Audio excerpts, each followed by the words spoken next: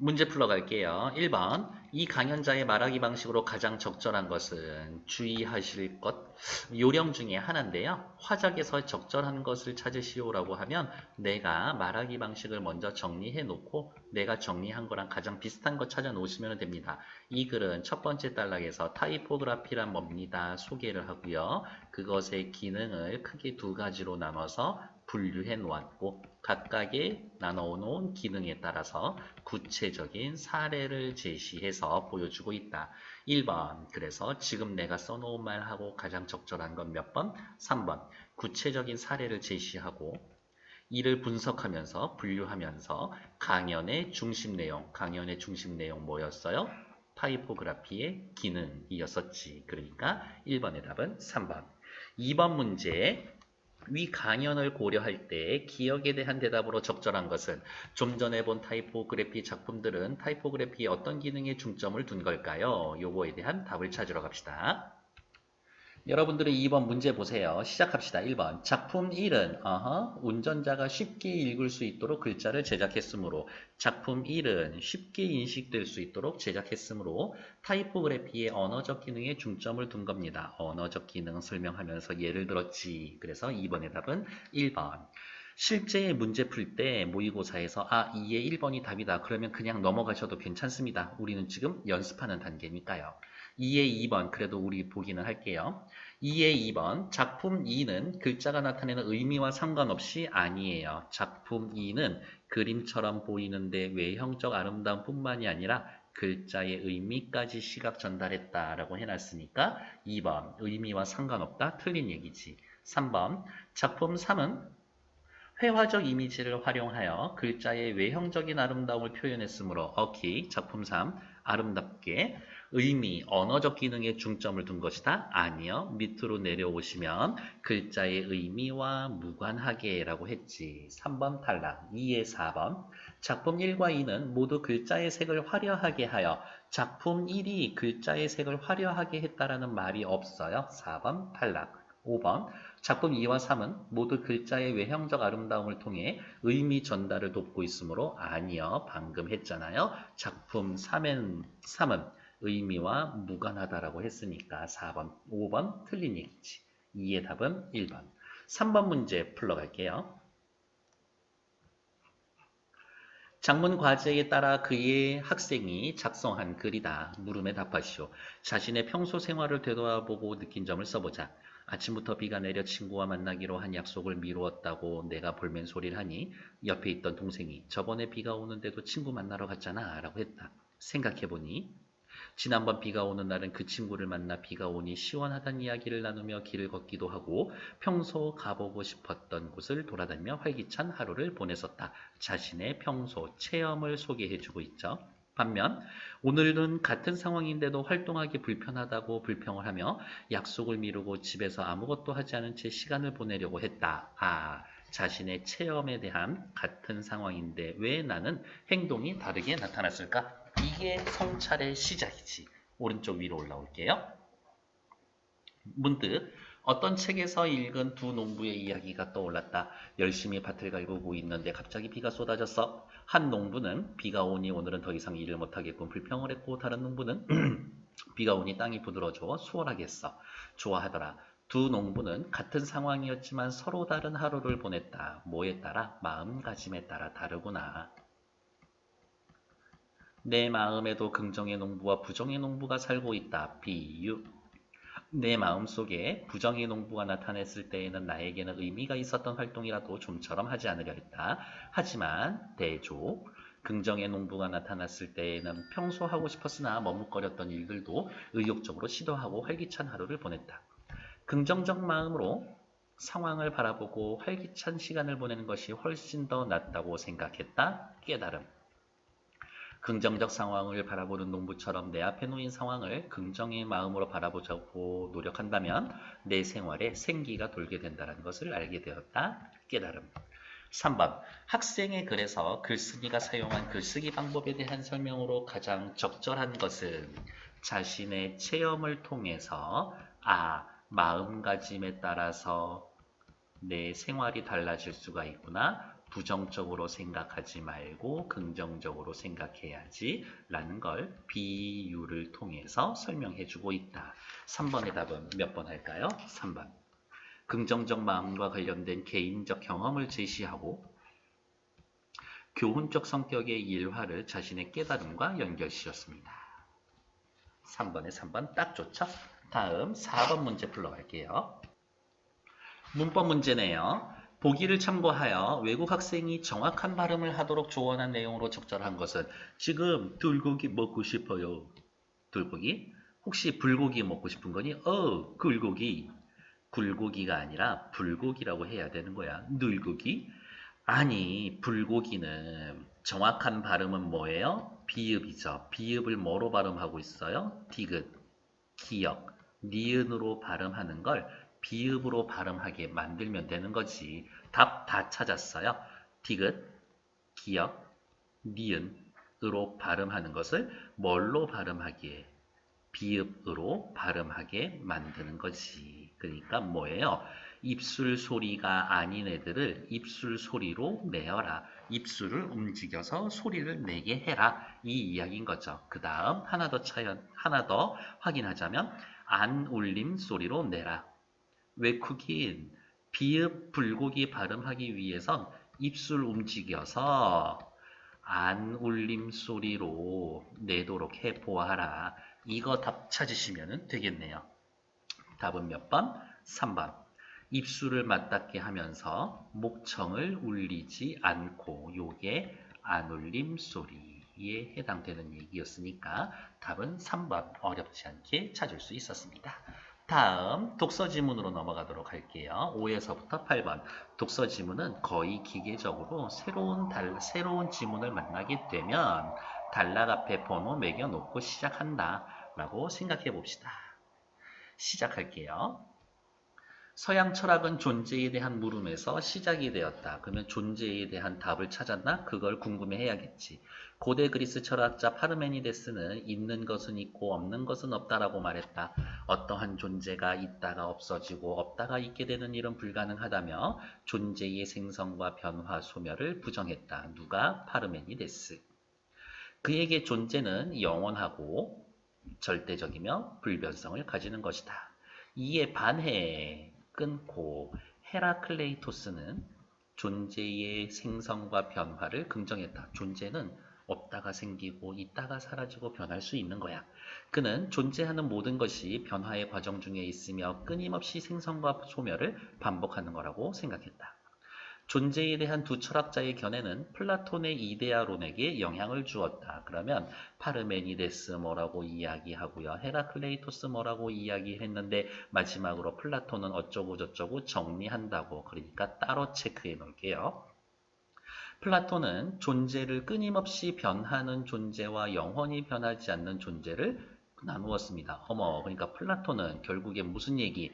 파르메니데스 이야기도 받아들이고 헤라클레이토스 이야기도 받아들였습니다. 그렇게 생각하면 되겠네. 우리가 경험하는 현실 세계는 변한다. 그리고 현실 세계의 근원을 이데아로 상정하고 이데아는 영원하고 불변하는 존재, 그 자체로 완전한 진리로 생각했습니다. 플라톤의 이데아론, 현실과 이데아로 나누어 놓고 현실은 변해, 그 위에 있는 이데아는 변하지 않아. 이렇게 구분을 해서 생각했다.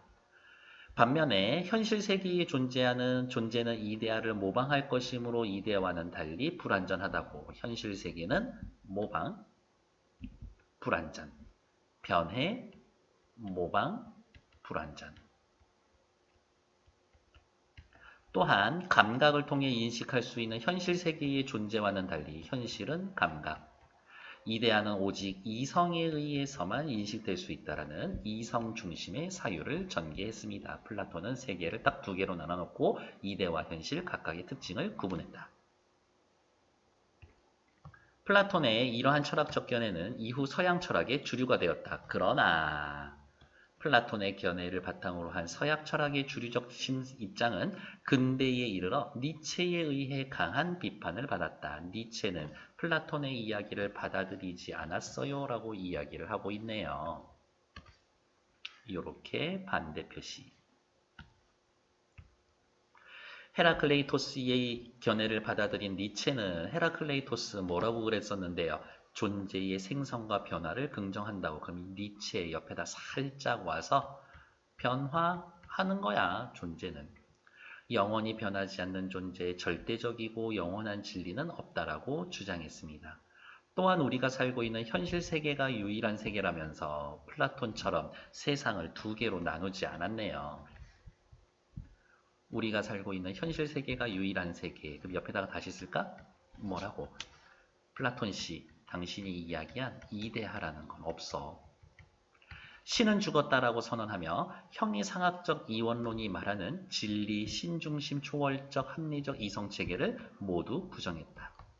형이상학적 이원론이 진리를 영원불면한 것으로 고정했고 현실 너머의 이상세계와 초월적 대상을 생명의 근원으로 설정하자면서 플라톤 당신의 말대로 따르면 인간은 삶을 부정하게 만듭니다.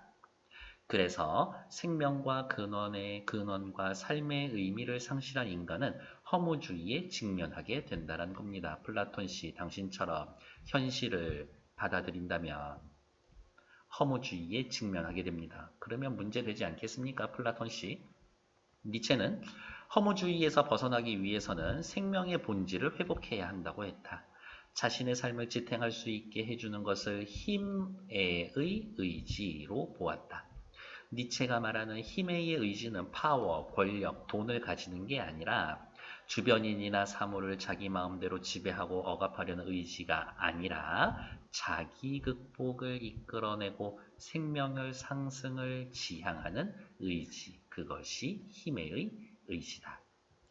이러한 힘의 의지는 생성과 변화의 끊임없는 과정에서 창조적 생성작용을 하는데 그 최고의 형태가 예술이라고 했다.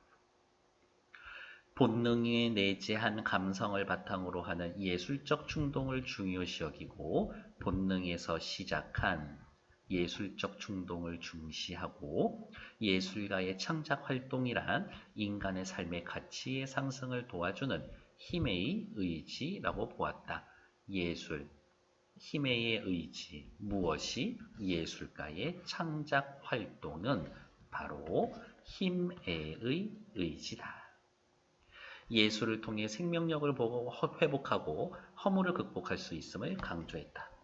이러한 니체의 견해는 20세기 초 예술가들에게 많은 영향을 주었는데 특히 회화에서 독일의 표현주의가 니체의 철학을 수용했다. 표현주의는 전통적인 사실주의 미학을 따르지 않았다. 둘이 서로 달라. 다음, 사실주의 미학은 형이상학 이원론에 근거하여 존재와 진리의 참모습을 모방하는 것이 예술의 목적으로 받아들인 재현의 미학이었다. 그러나 니체의 철학적 관심을 이해한 표현주의 화가들은 예술의 목적을 대상의 재현이 아니라 인간의 감정과 충동을 표현하는 거라고 생각을 했다. 느낌적으로 생각해야 돼요. 사실주의 미학과 표현주의 미학의 차이점에 대해서 물어보겠구나. 사실주의 미학에서 이성보다 열등한 것으로 여겼던 감정을 존재의 본질로 드러내는 것으로 보았다. 그들이 생각하는 인간의 감정은 시시각각 변화하며 생성과 소멸을 반복하는 것이었기에 그림을 그리는 순간에도 매 순간 변화하는 감정을 중시했다. 표현주의 예술가들 한 단어로만 정리해 주세요. 감정 중시. 그래서 대상과 비례한 고유한 형태를 왜곡하고 실제보다 더 과장해서 그리거나 대비되는 원색을 대담하게 사용하는 등 목적은 뭐예요? 감정과 충동을 표현하기 위해서 이러한 방법을 썼습니다. 원근법에 얽매이지 않는 화면 구성을 보여서 작품에 드러나는 공간은 현실 공간의 재현이 아니라 화가의 감정을 표현하기 위한 상징과 의미를 생성하는 공간이라는 인식을 드러냈습니다. 표현주의 화가들은 이성과 합리성의 가치를 추구하던 당대 사회 분위기에 반발하여 예술가의 감정적, 주관적 표현을 예술이 추구할 가치로 보았다. 자유로운 형태와 색채로 그들이 가지고 있던 내면의 불안, 공포, 고뇌 등을 예술로 극복하면서 강한 생명력을 보여주었다. 결국 화가의 내면을 적극적으로 표현했던 표현주의는 니체의 철학을 근거로 예술에 대한 새로운 해석을 보여준 겁니다. 글의 전체 흐름은 어떻게 시작되고 있어요? 파르메니데스, 그 다음 헤라클레이토스, 그들을 종합한 플라톤, 플라톤을 비판한 니체, 니체의 철학을 근거로 한 표현주의, 그 표현주의의 특징, 그게 글 전체의 흐름일 것이다. 5번 문제 확인하러 갈게요. 5번. 니체의 철학적 개념을 예술 방식의, 예술 양식의 발전 단계에 따라 정리하고 있다? 오케이. 틀린 이야기. 5번 문제 풀기 위해서 다시 한번 정리해 볼게요. 누구에 대해서 이야기했다? 파르메니데스, 헤라클레이토스, 이들을 종합한 플라톤, 플라톤의 사상에 대해서 비판을 했었던 니체, 니체의 영향을 받은 표현주의 예술. 글 전체의 분량으로 봤을 땐 어디예요? 여기가 제일 많고 중요한 부분을 나타내고 있는 거죠. 그래서 5번의 답은 몇 번? 5번. 서양 철학의 주류적 입장, 플라톤을 부정하는 니체의 철학이 예술에 미친 영향을 설명하고 있다. 아주 훌륭하네요. 5번의 답은 5번. 6번 보러 갈게요. 기억에 대한 이해로 가장 적절한 것은, 기억은 누구예요? 첫 번째 단락에 있죠? 존재. 존재에 대해서 1번 헤라클레이토스와 니체는 존재가 변한다고 생각했다. 오케이, 정답. 파르메니데스와 플라톤은 존재가 불완전하다고, 존재, 현실에 존재하는 게 불완전하다고 생각하는 건 플라톤만 그랬지. 플라톤과 헤라클레이토스는 영원히 변하지 않는 기억이 있다라고 보았다. 플라톤. 헤라클레이토스 자체가 이미 세상은 변화하는 겁니다. 그러니까 일단 틀렸고, 플라톤, 변하지 않는 세계, 이데아가 있다라고 이야기를 해서 플라톤만 보면은 맞다고 볼 수 있겠네. 어쨌든 3번 탈락. 4번 파르메니데스는 헤라클레이토스와 달리 기억의 생성을 긍정했다. 파르메니데스 뭐라고 이야기를 했는데요. 있는 것은 있고 없는 것은 없어. 파르메니데스는 어떻게 변화 그 자체를 믿지 않았죠. 그러니까 4번 탈락. 5번 플라톤은 니체와 달리 존재의 근원, 이데아죠. 이데아를 감각을 통해 인식할 수 있다고? 아니요. 플라톤은 이데아를 무엇을 통해서? 이성을 통해서 인식할 수 있다라고 했지. 그래서 5번 틀린 얘기. 7번 문제 확인하러 갈게요. 윗글에 나타난 표현주의 화가들의 생각으로 적절하지 않은 것은, 표현주의 화가들 나타났으니까 쟤네들은 하나씩 체크하러 갈게요. 7의 1번. 인간의 감정을 존재의 본질로 드러내는 것으로 인식을 했다. 감정 드러내는 것을 중요시 여겼다. 네 번째 단락 마지막에 있죠. 감정을 표현하기 위해 상징과 의미 등을 사용했다. 7의 2번. 존재와 진리의 참모습을 모방하는 것이 중요했다라고요? 아니요. 재현을 하는 것이 중요하지 않다라고 이야기했지. 그러니까 7번에 2번 틀렸네. 3번. 시시각각 변화하며 생성과 소멸을 반복하는 감정을 중요시 여겼다. 그림을 그리는 동안 매 순간 변화하는 감정을 중시했다. 7의 3번 맞는 얘기. 7의 4번. 예술가로서의 주관적 표현을 예술이 추구해야 할 가치라고 생각을 했었다. 인간의 감정과 충동을 표현하는 것이 예술의 목적이다. 4번 맞는 얘기. 5번. 작품에서 드러나는 공간을 감정을 표현하기 위한 공간으로 인식을 했다. 표현주의 화가들에게 있어서 공간이란 감정을 드러내는 공간인 것이다. 현실 공간의 재현이 아니라 여기 작품에서 드러나는 공간은 감정을 표현하기 위한 상징과 의미를 생산하는 공간이다. 그러니까 5번도 맞는 얘기. 7번에 틀린 건 2번.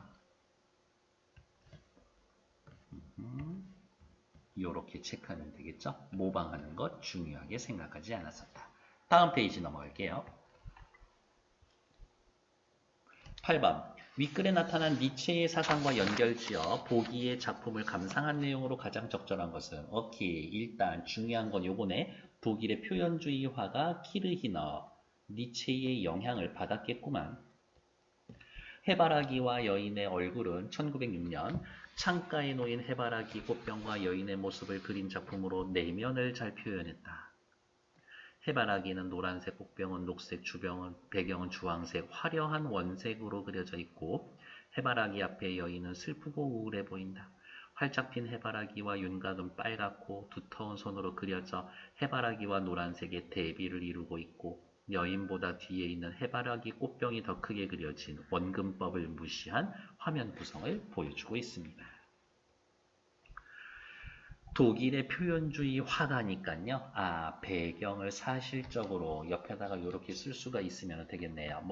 모방하거나 재현하는 것이 목적이 아니라 화가의 감정을 드러내는 것이 목적이었을 것이다 라고 확인해 놓고 가장 어울리는 것 찾으면 4번.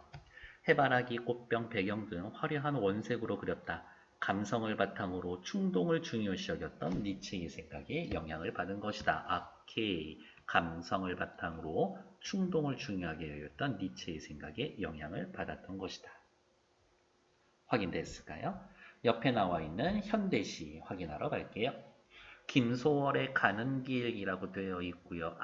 지금 나의 사랑이 끝난 것을 이미 머리로는 마음으로는 알고 있어. 하지만 이것을 과연 내가 받아들여야 될까? 나 너무 미련이 남아있는데 뒤돌아보면 안 될까? 이런 이야기인 거죠. 그립다 말을 할까? 한이 그리워. 시적 화자의 정서는 일단 그리움이죠. 그냥 갈까? 그래도 다시 한번 더 보고 싶어요. 미련이 남아있죠. 저 산에는 까마귀, 들의 까마귀. 서산에는 해진다고 지적입니다. 까마귀가 나한테 이야기합니다. 해진다. 집에 빨리 돌아가라. 까마귀는 나에게 이야기를 합니다. 뭐라고? 이별을 받아들이라. 나에게 이별을 받아들이라 라고 이야기한다. 앞강물, 뒷강물, 흐르는 물은 어서 따라오라고. 따라가자고. 흘러도 연달아 흐릅디다 그려. 역시 앞강물 뒷강물도 나에게 이별을 받아들여라 라고 이야기를 하고 있네요. 전체적인 시를 이렇게 딱 반으로 나타내 놓으면 잘라 놓으면 앞부분은 시적 화자의 정서, 뒷부분은 배경이 나타나 있고요. 앞부분 정서, 뒷부분 배경 얘네들을 줄여 놓으면 뭐라고 할 수가 있다? 선정, 후경의 시상전개 방식을 사용하고 있다. 이 시에서의 까마귀와 강물은 나와는 상관없는 존재지만 이별을 수용하라 라고 받아들이고 있는 객관적 상관물이라고 확인하시면 되겠네요. 가는 길, 이별에 대한 슬픔도 당연히 있을 거고 미련이 남아 있습니다를 주제로 하고 있어요. 그렇게 보시면 되겠지. 현대시의 주제 찾는 걸 너무 어려워하지 말자. 밑에 나와 있는 수필이에요. 이규보의 이옥설이라고 하는 고전 설, 글의 종류 자체는 설인데요. 수필, 다른 말로 이야기를 하면 문학의 갈래 중에 교술 갈래에 해당되는 것이다. 땡땡설 이렇게 나오면 독자에게 무슨 교훈을 주려고 하는가 요것을 찾으려고 애쓰면서 읽으시면 됩니다. 행랑채가 퇴락하여 지탱할 수 없게끔 된 것이 3칸이었다. 나는 마지못해 이를 수리했다. 그런데 그 중에 2칸은 앞서 장마에 비가 샌 지 오래되었으나 알면서도 이럴까 망설이다 손대지 못했고 나머지 1칸은 비를 한 번 맞고 샌던 것이라 서둘러 기와를 갈았다. 이번에 수리하려고 봤더니 세상에 비가 샌 지 오래된 것은 석가래 추녀 기둥들보가 모두 썩어서 무스게 되었고 수리비가 엄청 나와. 한 번밖에 비를 맞지 않은 것은 한 칸의 제목들을 온전하게 다시 쓸 수 있어 비용이 많지 않았다. 여기에서 글쓴이가 깨달은 거는 뭐예요? 사건이 발생한다.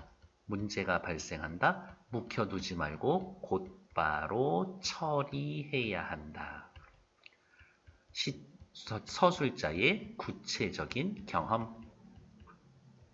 나는 이에 느낀 것이 있었다. 뭘 느꼈을까? 사람의 몸에 있어서도 마찬가지라는 사실을 잘못을 알고도 바로 고치지 않으면 곧 그 자신이 나쁘게 되는 것이 마치 나무가 썩어서 못쓰게 되는 것과 같고 잘못을 알고 고치기를 꺼리지 않으면 해를 받지 않고 다시 착한 사람이 될 수 있다. 저 집의 제목처럼 말끔하게 다시 쓸 수가 있는 것이었었다. 행랑채를 수리한 경험으로부터 시작해서 사람의 몸으로 내용이 확대되고 있습니다.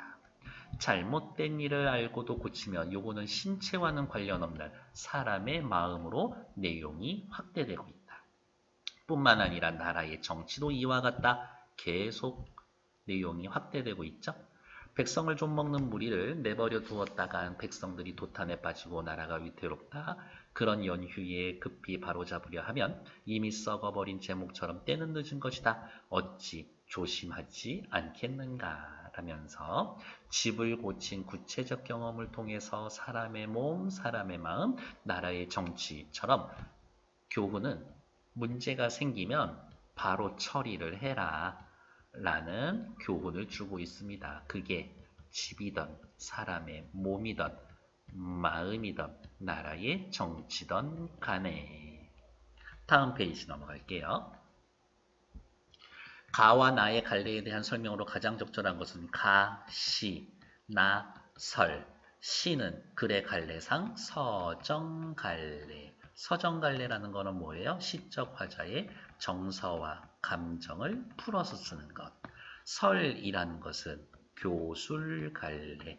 교훈을 주기 위한 것을 목적으로 쓰고 있습니다. 9번의 답 몇 번이라고 할 거예요?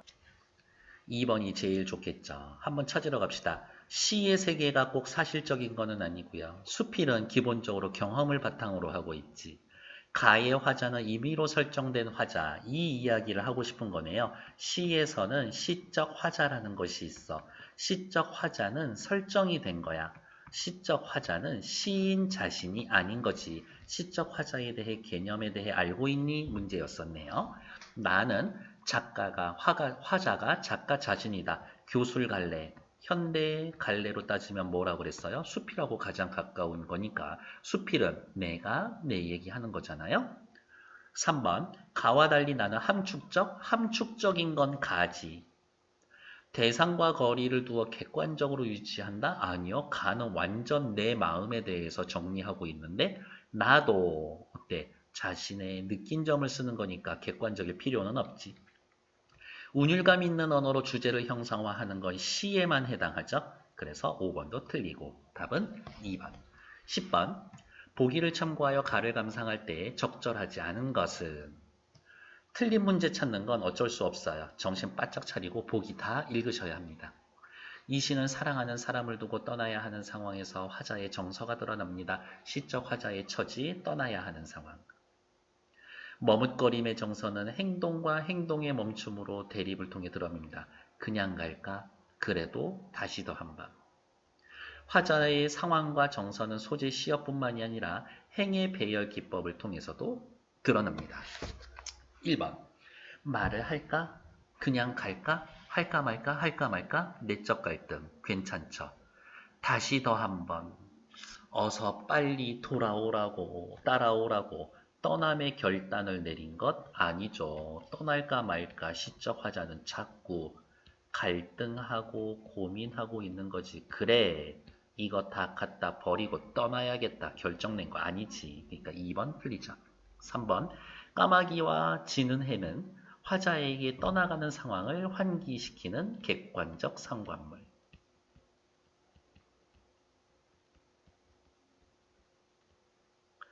의도적 행가리를 통해서 낭송 속도를 조절하고 머뭇거림의 정서를 드러냅니다. 괜찮아요. 얘는 앞으로 나올게요. 어떤 식으로 봐야 되냐면 이런 식으로 보시면 돼요. 그립다 말을 할까 하니 그리워 그냥 갈까 그래도 다시 더 한번 저 산에는 까마귀 들의 까마귀 서산에는 해진다고 지적입니다. 앞강물 뒷강물 흐르는 물은 어서 따라오라고 따라가자고 흘러도 연달아 흐릅디다려. 시적 화자의 정서를 나타낼 때에는 한 행이 한 음보로 처리되어 있지만 배경을 나타내는 부분에서는요. 한 행이 이음보나 삼음보로 연결이 되어 있어서 1음보로 되어 있을 때는 비교적 느리게 천천히 읽어야 되고 음보수가 많아질 때는 앞부분과 상대적으로 빠르게 호흡을 조절하면서 읽어야 한다 라고 해놨으니까 10번에 4번 괜찮은 얘기죠. 10번에 5번 1, 2연은 짧은 시행 오케이. 3, 4연은 보다 긴 시행을 배열하여 심리의 변화를 드러냅니다. 맞는 얘기죠. 그래서 10번에 틀린 건 2번 확인해 놓으시면 되겠고 11번 기역과 니은에 대한 설명으로 적절한 것은 봤었을 때 기역은요. 김소월님한테 이야기하는 물, 빨리 따라오라고 나를 재촉하는 존재고, B는요, 문제를 일으키는 문제의 원인이 되겠지. 나보고 자꾸 따라오라고 하는 강물이 동경의 대상, 큰일 날 소리. 2번, 비가 새서 집이 썩을 수가 있죠? 문제 상황의 원인. 2번 정답. 3번, 자아 성찰의 도구, 물을 통해서 비를 통해서 자아 성찰하는 거 아니죠? 흐르는 동적 이미지, 흐르는 거는 물이고요. 비는 굳이 동적 이미지하고는 관련이 없는 것 같아요. 오히려 동적 이미지와 관련 있는 건 기억. 시간의 경과를 나타내는 것, 둘 다 시간의 경과를 나타내는 건 아니죠. 그래서 11번의 답은 2번. 12번 보러 갈게요. 설이라는 건 사물의 이치를 풀이하고 자신의 의견을 덧붙여 서술하는 한문 문체, 직관적 통찰과 깨달음. 유사성의 근거에서 다른 속성도 유사할 것이라고 생각하는 이 단어 기억해 두세요. 유추. 선생님 유추가 뭐예요? 얘네 둘이 비슷하니까 알려지지 않은 다른 속성도 비슷할 것이다 라고 생각하는 것. 1번 사실. 행랑체를 수리한 경험 구체적. 오케이. B. A는 유사한 속성을 근거로 추론을 하고 있다. 그렇지. 곧바로 고치지 않으면 문제 생겨. 3번 B의 깨달음은 C. 나라의 정치라는 영역으로 적용되고 있다. 다른 말로 확대되고 있다. 괜찮아? A, B, C 걸치면서 사회적 차원의 인식이 확장되고 있다. 그렇죠. 지극히 개인적인 거에서 C, 사회적으로 넘어가고 있으니까. C에서 화자는 부패한 정치를 개혁해야 한다. 문제가 생기면 곧바로 처리해야 한다지. 개혁하고 다 때려부수고 다 뜯어고쳐야 됩니다. 그런 이야기를 하는 것은 아니죠. 그래서 틀린 거는 5번.